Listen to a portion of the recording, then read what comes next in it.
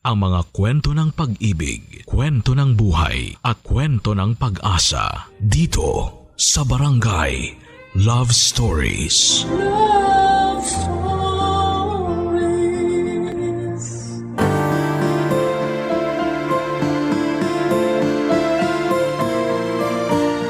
Hindi madaling panindigan ang pagsasama habang buhay ng mag-asawa. Maraming pagsubok ang dumarating na siyang nagiging balakid sa pagsasama nila hanggang sa pagtanda. Ikaw, kabarangay, nakikita mo ba ang karelasyon mo ngayon na makakasama mo sa panghabang buhay? Dear Papa Dudut, ako nga pala si Belinda, 50 years old, at ang kwentong ibabahagi ko sa inyo ay tungkol sa asawa kong si Owen. Kaedad ko lamang siya. Meron kaming 15 anyos na dalagita, si Mira. Sa kanilang dalawa umikot ang mundo ko. Lahat ay handa kong gawin para sa kanila. Hindi naman sa pagmamayabang, pero mabuti akong asawa at nanay, Papa Dudut. Hindi ako pabaya, sigurado ako doon. Araw-araw ay lagi kong pinapatunayan yon. Housewife kasi ako, kaya natututukan ko ang lahat ng pangangailangan nila. Kaya lang noong nagkaroon ako ng maliit na online shop business ay medyo nahati na ang atensyon ko. Pero hindi naman ako nagpabaya. Inaasikaso ko pa rin sila sa abot ng aking makakaya. Hindi naman ako perpekto, pero mahal ko sila at handa kong ibigay ang buhay na deserve ng aking mag-ama. Pero netong taon lang ay nagkaroon na ako ng problema sa kanila, lalo na sa asawa kong si Owen.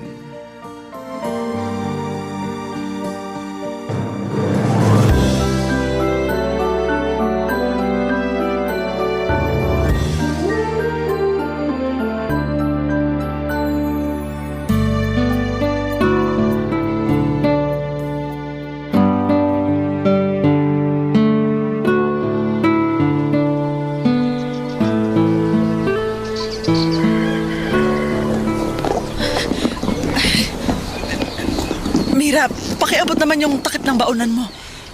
Sabi naman kasi sa'yo na wag mo na akong baunan. Nakakahiya. Ako na lang yata nagbabaon sa klase namin. Ay, tumigil ka nga. Maaga akong nagising para ipagluto ka ng baon mo, ha? Maswerte ka ngang may nanay ka na umaasikaso sa'yo. Yung ibang bata nga dyan Ay, naku si nanay. Nagsermon na naman. O, sige na po. Magbabaon na po ako. Ay, ubusin mo na ang baon mo, ha? Opo, nay. At ilabas mo agad sa bag mo yung baonan mo pagka uwi mamaya.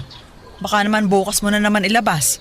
Mangangamoy panis na naman ang baonan mong bata ka. Ay, ang daming sermon ni nanay. Umagang umaga. Tawagin mo na ang tatay mo para siya ng next na sermonan ko. Tay! Tawag po kayo ni nanay! Asan yung gray na polo ko? Ay, nasa labahan pa. Hindi ako nakapaglaba kasi. Ano ba naman yan, Belinda? Di ba nga ang bilin ko na sa'yo, laban mo na yun? May pictorial kami mamaya para sa kumpanya namin eh. Marami ka pa namang matinong polo sa cabinet. Hahanapan Wag na! Hindi mo naman kailangang sumigaw, Owen. Nandito lang ako sa harapan mo. Magkalapit lang tayo. Eh nakakainis ka kasi. Hinaan mo nga yung boses mo. Maririnig ka ni Mira. Wala akong pakialam. Galit ako ngayon. Oh, ito na ang baon mo. Ayoko magbaon. Ito naman. Magaya ka na kay Mira na nag-iinarte sa baon Kunin mo na. Mas masarap naman tong luto ko kaysa dun sa kantin nyo sa opisina. Eh masyadong mamantika ang mga luto mo kumpara sa kantin namin eh. Grabe ka namang magsalita, ha? Dahan-dahan naman sa panlalait sa luto ko. Asawa ko pa rin ako. Bakit?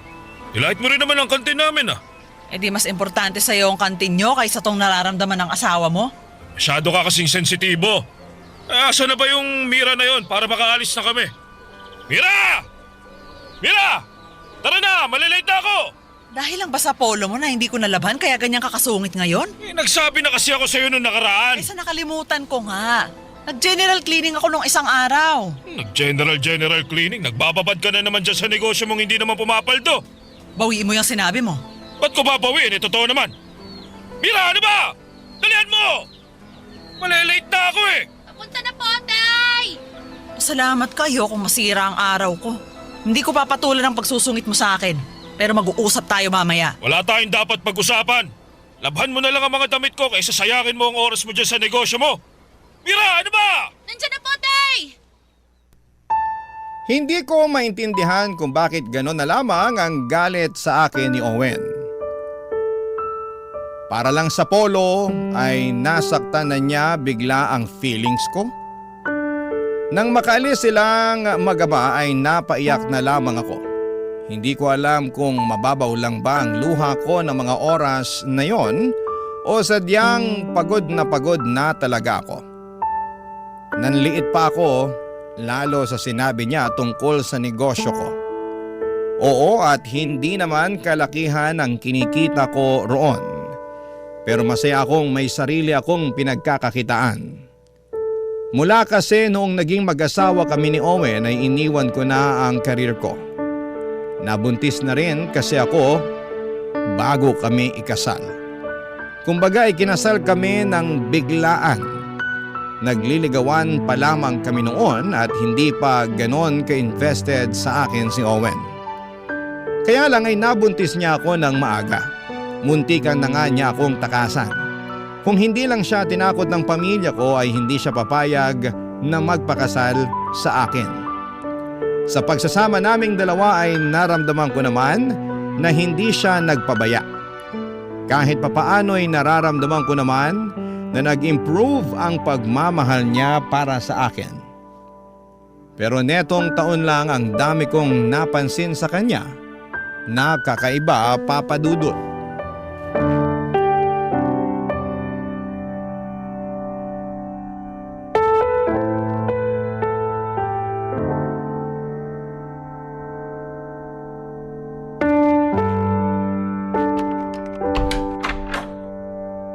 Bakit ngayon ka lang umuwi? Alas 2 na ng madaling araw ah. Ano ka ba naman, Belinda? Ba't ka ba nanggugulat? Kanina pa kita hinihintay. Sabi ko mag-uusap tayo, di ba? Bakit? Mayag ba ako? Ayaw mo ba talagang ayusin yung nangyari kanina? Mabilis na lang namang ayusin yun eh. Labhan mo lang ang polo ko. Tapos, di kailangan mag-usap. Baka kung ano-ano na naman ang ungkatin mo niyan eh. Mag-uungkat talaga ako. Ang dami ko nang napapansin sa'yo, akala mo ba? Sabi ko na nga ba eh. Sana hindi na lang pala ako umuwi para makaiwas dyan sa bunganga mo. Hindi ako magbubunga nga kung sana lang marunong kang makipag-usap. Ako pagod ako sa trabaho, Belinda, pwede ba? Utang na loob naman sa ano. Gusto ko na matulog. Kung hindi ka late umuwi, edi sana ngayon mahimbing na ang tulog mo. Late ako umuwi para makaiwas ako sa'yo. Ganito na lang ba tayo palagi?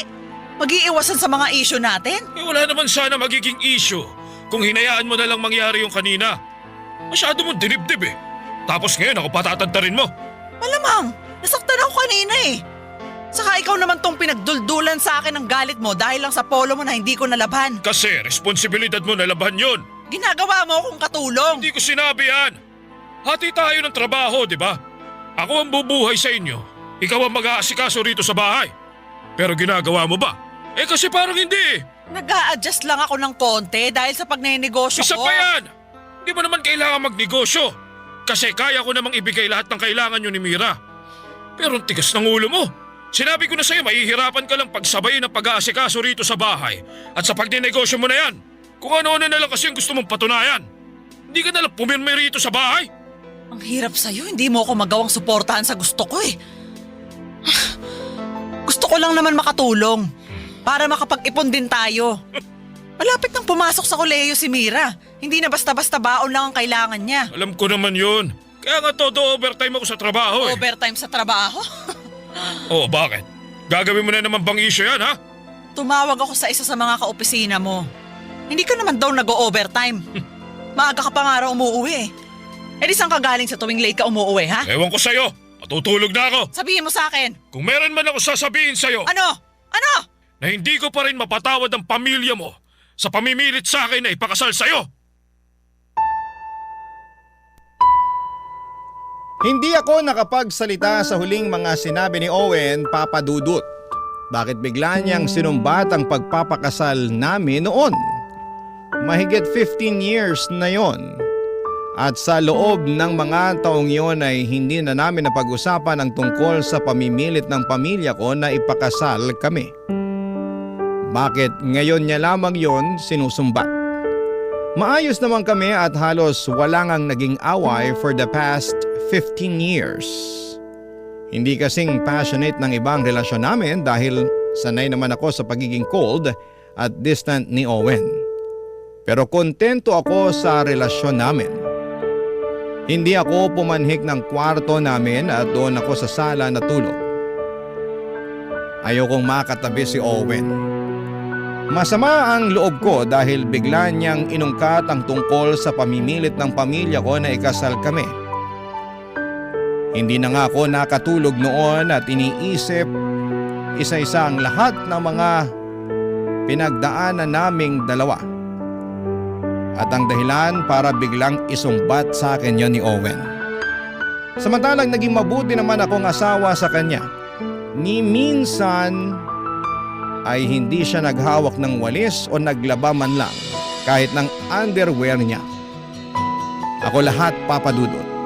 Tapos biglang sasabihin niya sa akin na may hinanakit pa siya sa nakaraan naming dalawa. Barangay Love Stories. Barangay Love Stories. Mula nung kinumpronta ko si Owen ay malaki na ang pinagbago nito. Mas lalo niya akong iniwasan at kapag lumalapit naman ako sa kanya ay nagagalit siya. Hindi ko na alam ang gagawin ko, Papa Dudut. Ni matulog sa isang kama ay hindi na namin magawa pa. Sinubukan ko siyang palipatin sa kwarto namin pero hinampas lamang niya ang kamay ko nang kinalabit ko siya. Napapansin na rin kami ng anak naming si Mira pero hindi lamang ito nagtatanong. Hirap na ako sa sitwasyon ko. Wala akong mapagsabihan maliban sa kapitbahay kong si Diana. Mas matanda siya sa amin ni Owen ng 5 years. Biyuda na siya at mag-isa na lamang sa kanyang bahay. Siya ang umaalalay sa akin sa pinagdadaanan ko sa relasyon namin ni Owen. Isang araw nang layasan na naman ako ni Owen. Pinuntahan ko si Diana sa bahay niya. Kakatok sana ako pero nakita kong hindi niya naisarado ang pinto niya. Kaya pumasok na ako, Papa Dudut.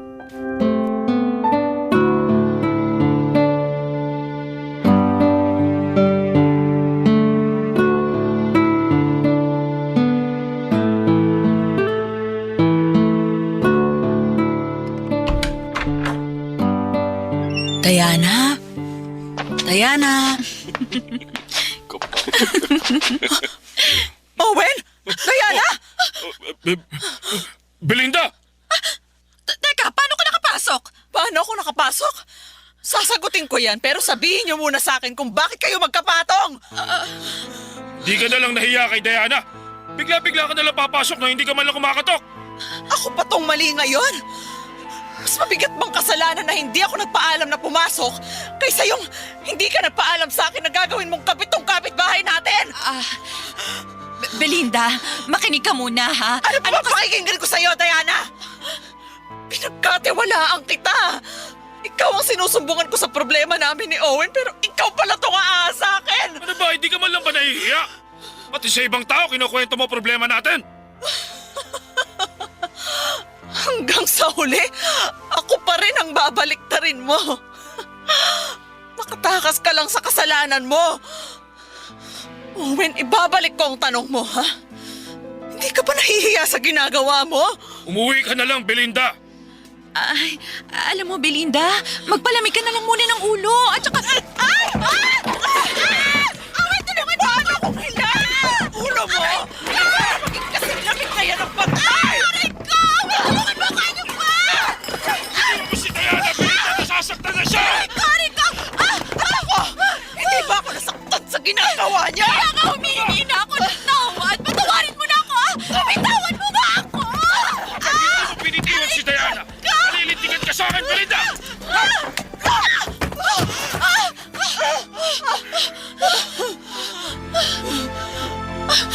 Owen, bakit mo naman sinampal si Belinda? Belinda, ayos ka lang ba? Huwag mo akong hawakan! Huwag mo na kasing tulungan yung babaeng yan, Diana. Napaka-arte. Owen naman! Bakit? Bakit niya ito nagawa sa akin? Umuwi ka na!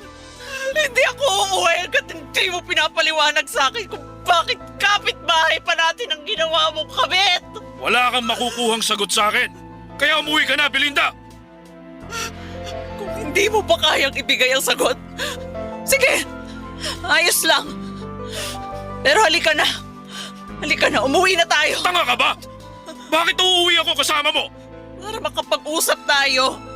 Linawin mo sa akin tong nangyayari. Belinda, ito na yon. Ito na yung sagot, oh! Tapos na tayo!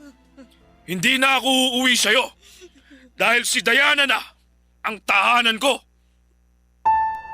Napakasakit na marinig na ang taong ginawa mong tahanan sa mahigit 15 years ay sa iba na gustong umuwi. Nakatulala ako noon habang binabantaan ako ni Owen na nakakalad ka rin niya palabas ng bahay ni Diana. Kung hindi pa nga ako aalis ay masasaktan daw ako. Sinaway siya ni Diana at sinabing malina ang mga salita niya.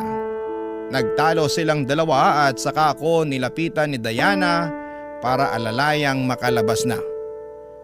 Masyado na ako nanghihina noon, Papa Dudut, para lumaban kay Diana. Lumabas ako ng bahay at saka umuwi na. Tinutuon ni Owen ang mga banta niyang hindi pag-uwi sa aming bahay. Doon na siya kay Diana tumira at kinuha na niya lahat ng damit niya habang nasa eskwela si Mira. Alam kong alam na rin ang anak namin ang mga nangyayari. Pero hindi siya nagsasalita. Alam kong naaawa na sa akin ang anak ko sa gabi-gabing pag-iyak ko. Namimiss ko si Owen at hindi pa ako handang pakawalan siya. Kaya palagi akong kumakatok sa bahay ni Diana para bawiin siya, Papa Dudut.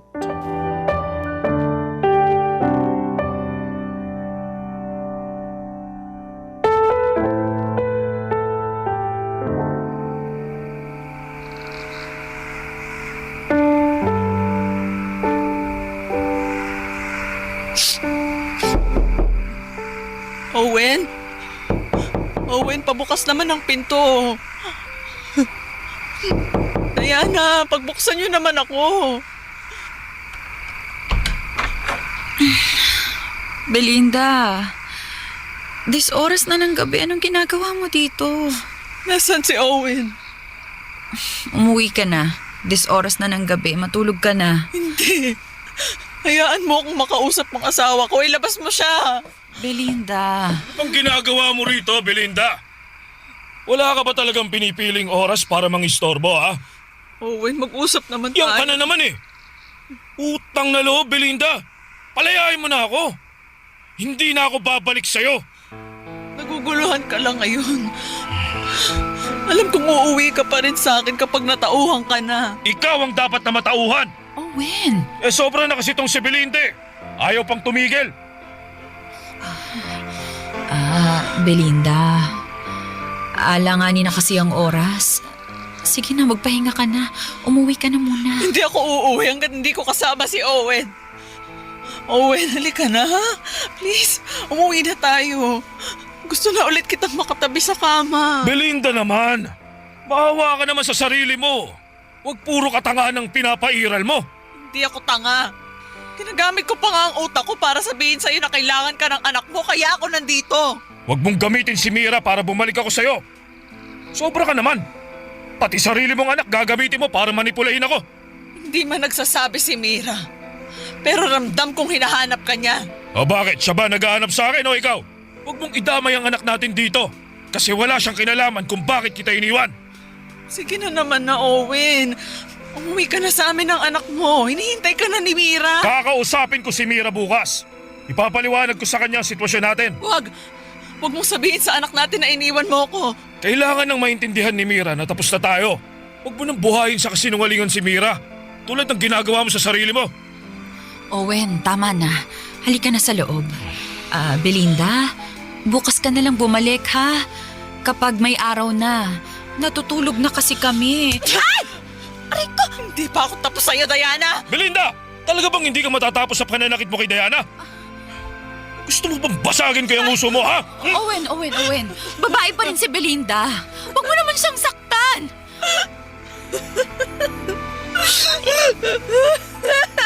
O yan. Kita mo? Nababaliw ka na. Belinda, halika na. Ihahatid na kita sa bahay mo. Huwag mo ako hawakan! Uuwi ka rin sa akin balang araw, Owen. Hindi ako mapapagod na kumatok at magsumamo. Alam kong babalik ka rin sa akin. Sige lang. Mag-ilusyon ka pa kung yan ang magpapasaya sa'yo.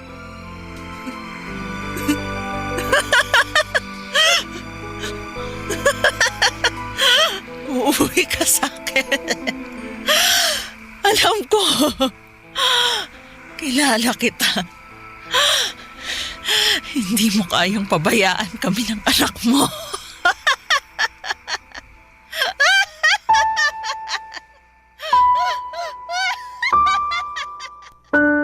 Natatakot na si Diana sa pagtawa ko noon, Papa Dudut. Nakita ko rin sa mga mata niya na nakokonsensya na siya. Tinulak na ako ni Owen palayo sa pintuan nila at saka padabog na sinarado yon. Umiiyak, tumatawa, umiiyak habang nakaupo sa labas ng pintuan ni Diana. Ito lang ang aking ginagawa. Hindi ko na maintindihan ang nararamdaman ko, halo-halo na ang pait at gigil. Humahalo na rin ang kagustuhan kong gumanti. Hindi pa rin talaga mag-sink in sa akin ang pag-iwan ni Owen, Papa Dudut.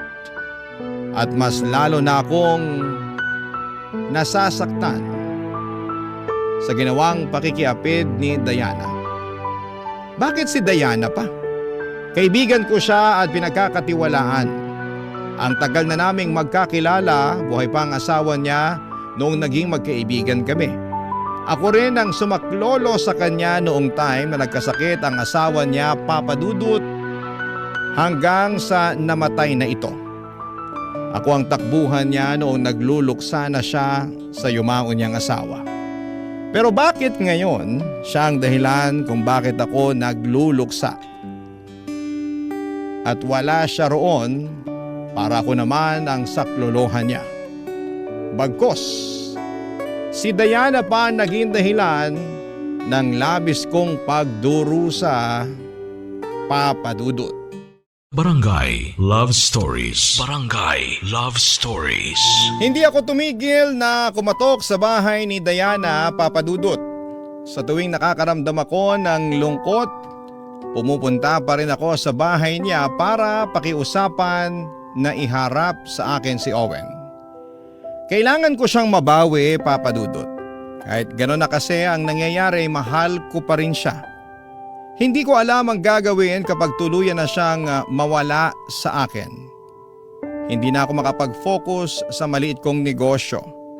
Pakiramdam ko ay binagsakan ako ng langit at lupa. Hindi sinasagot ni Owen ang tawag ko at blinak na rin niya ako sa Facebook niya. Nagbibigay pa rin siya ng sustento para kay Mira. Inaabot na lamang niya yon sa anak namin. Ayaw na niya akong harapin pa. Mabuti na lamang at hindi mapagtanong si Mira sa akin tungkol sa nangyayari sa amin ng tatay niya. Baka hindi ko makayanan. Baka mapaiyak na lamang ako at hindi ko kayang makita yon ng anak ko, Papa Dudut.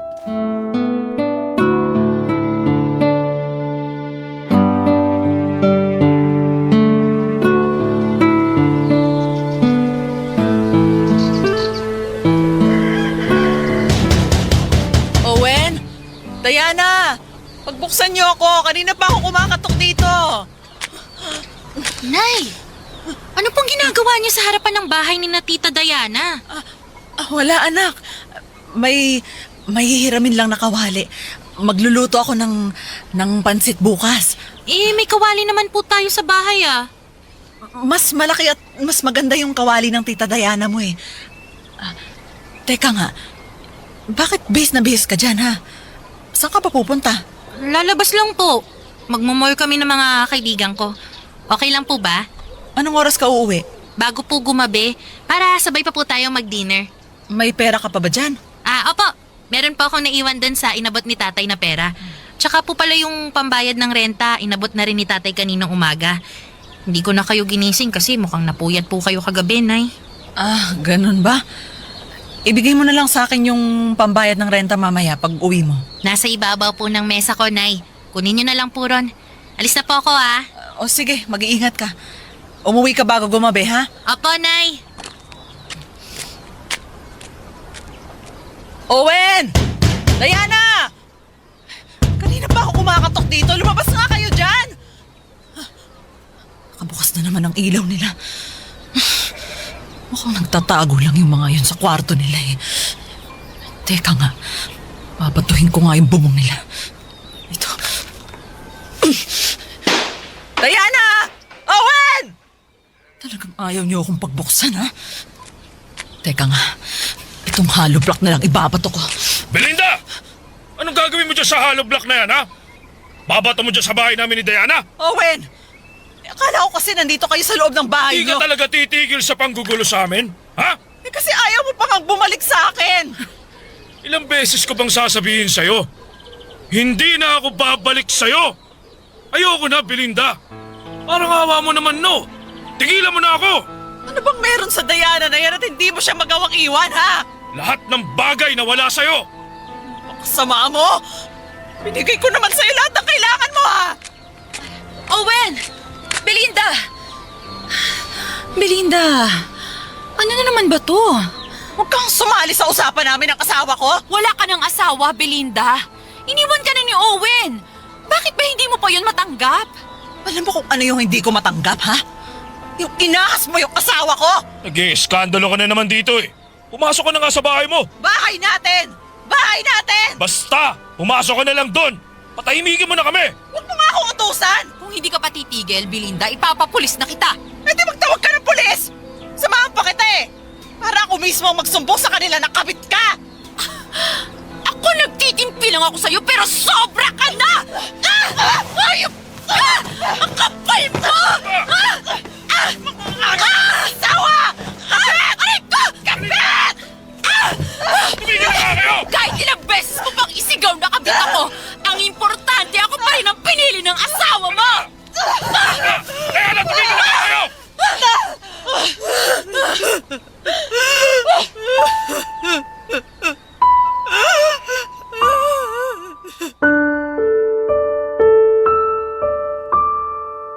Napuno na si Diana sa akin, Papa Dudut. Sinaktan niya ako ng paulit-ulit at hindi na nga ako halos makalaban noon dahil mahina na rin ang katawan ko. Ilang gabi na akong puyat kakabantay sa pintuan ni Diana at ilang araw na akong hindi kumakain ng maayos dahil wala akong gana. Kaya mabilis lamang akong nahatak at napatumba ni Diana.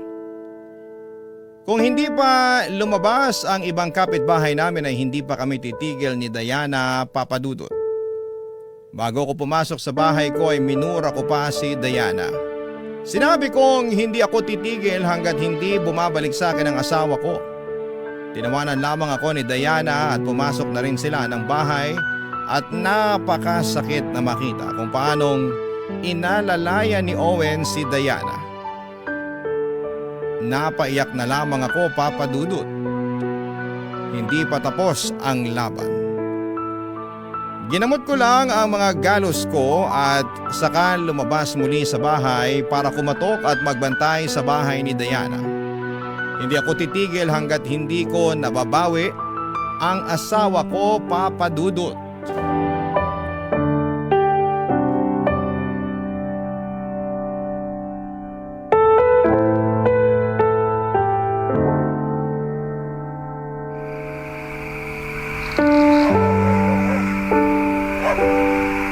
Nay? Anak, Mira, bakit ginabi ka? Sabi mo sa akin uuwi ka bago gumabi. Napasarap po ng kwentuhan, Nay. Sorry po, Hindi na rin namin namalayan yung oras eh. Tapos, naipit pa sa traffic. Kumain ka na ba? Siyempre, hindi pa. Sabi ko sa'yo, sabay tayo, di ba? Pwede bang magluto ka na lang muna ng tosino? Meron pa dun sa ref. Oh, sige po. Pero paano po kayo, Nay? At saka, bakit nandito pa rin kayo sa labas ng pintuan ni na Tita Diana? Hindi pa kasi, hindi pa lumalabas si Diana. Hindi ko tuloy mahiram yung kawali niya. Sige na anak, pumasok ka na sa bahay para... Teka, Nay. Ano to? Bakit puro galos po kayo? Wala to anak, nadapa lang ako kanina. Nay, ilang beses na po akong nadapa. Tuhod ko lang po yung nagasgasan. Bakit po yung sa inyo buong katawan na? Alam mo naman ang nanay mo, mahina. Kaya nung nadapa ako, gumulong ako. Tapos, Nay, tigilan niyo na ang pagkatok sa pinto ni Tita Diana para pauwiin si tatay. alam mo, Alam ko po. Alam na alam. Hindi lang ako nagsasalita pero alam kong pabalik-balik kayo rito para lang makipagbalikan kay tatay. anak, kailangang matauhan ng tatay mo para umuwi na siya sa atin. Diana! Owen! Lumabas kayo dyan! Pagbuksan niyo ako kung ayaw yung sirain ko yung pintuan niyo! Nay! Nay, tama na please. Nakakahiya na to. Huwag mo akong pigilan, Mira! Ginagawa ko to para sa'yo! Diana! Owen! Sinabi ko nang buksan niyo to eh! Tita Diana! Tatay! Huwag kayo makikinig kay nanay ah! Huwag niyong bubuksan tong pinto! Nay, tara na! Huwag mo akong pigilan, Mira! Sige, Nay. Ubusin mo lang ang lakas mo. Mapapagod ka rin. Tandaan niyo, mas bata ako sa inyo. Mas malakas pa ako sa inyo. Owen! Diana! Owen! Diana, parang awan niyo na. Pagbuksan niyo ako ng pinto. Nay. Tama na. Please. Hindi mo ako naiintindihan. Kailangan nating pabalikin ang tatay mo sa atin. Dapat sa bahay natin siya uuwi, hindi kay Diana.